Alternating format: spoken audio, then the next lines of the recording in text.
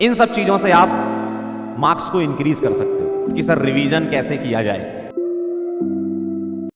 पहले पॉइंट में लिखा है भैया आपके गोल को सेट करो एंड प्रिपेयर अर्ली।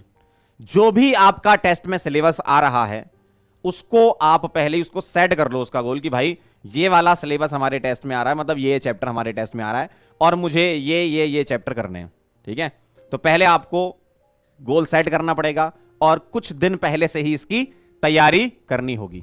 ठीक है, कुछ दिन पहले से ही तैयारी करनी होगी। क्लियर? दूसरा पॉइंट जो है, आप अपने सब्जेक्ट को प्रायोरिटाइज करो। ये बहुत इंपॉर्टेंट पार्ट है। फिजिक्स, केमिस्ट्री, बॉटनी और जूलॉजी, चार में से आप प्रायोरिटी सेट कर लो डिक्रीजिंग ऑर्डर में कि भाई जो चीज आपको ज्यादा पसंद है उसको पहले कवर करके खत्म कर दो, अलग कर दो। क्यों? जो ज्यादा पसंद होता है वो जल्दी समझ में आ जाता है और कम समय में आपका काम हो जाता है।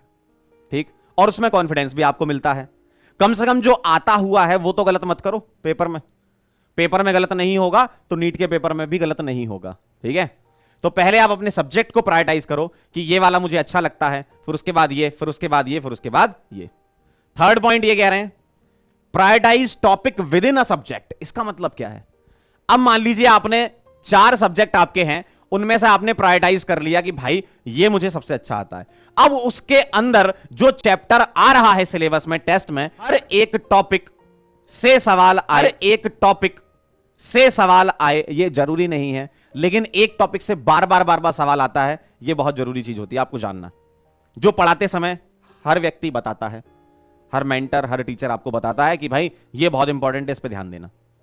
जैसे अगर मैं जीओसी की ही बात कर लूं तो acidic basic strength, aromaticity, carbocation carbanion stability, इन सबसे ज्यादातर सवाल आते हैं, है ना।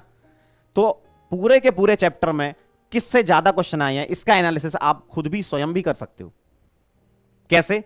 प्रीवियस 5 इयर्स या 10 इयर्स के पेपर देखो और उसमें इतना तो पता चली जाएगा कि ये किस टॉपिक से सवाल आया है, और देखो कि बार बार कौन सा टॉपिक रिपीट हुआ है, उसके अकॉर्डिंग सीक्वेंस बना के रिवाइज करो। ठीक है। फोर्थ पॉइंट क्या कह रहे हैं? Draw mind map and short notes. भाई आप जब आपके लेक्चर के नोट्स बनाते हो या जो पीडीएफ होती है उससे नोट्स बनाते हो तो वो फुल नोट्स होते हैं, तो हर एक चीज डायरेक्ट कॉपी और पेस्ट नहीं करनी होती। आप पूरा समराइज करो कि भाई एक पर्टिकुलर स्लाइड में सर ने क्या क्या बताया, क्या क्या इंपॉर्टेंट है, अपनी लैंग्वेज में लिखो यार, खुद के नोट्स बनाओ, माइंड मैप्स बनाओ, एरो बनाओ कि भाई मान लो इफेक्ट है तो ये इफेक्ट, ये इफेक्ट, ये इफेक्ट, इसमें ये एप्लीकेशन, इसमें एप्लीकेशन, ये इसमें एप्लीकेशन। तो चीजों को माइंड मैप के फॉर्म में याद रखो और क्वेश्चन की प्रैक्टिस करो, बहुत अच्छा टेस्ट जाएगा आपका। ठीक है, तो ये चीजें आपको करनी है। जितना आप सीक्वेंशियल स्टडी करोगे दिमाग में रिटेन करने की कैपेसिटी बढ़ जाती है आपकी, और दिमाग में जितनी ज्यादा चीजें रिटेन होंगी तो आपका एग्जाम भी सुधर जाएगा। इन सब चीजों से आप मार्क्स को इंक्रीज कर सकते हो। रैंडम स्टडी बहुत ही घातक होती है, ध्यान रखना। सीक्वेंस में स्टडी करनी है, पूरा प्लान होना चाहिए आपके पास स्टडी का। ठीक है, तो इस तरीके से आप चीजों को अमल करें और नंबर पाएं।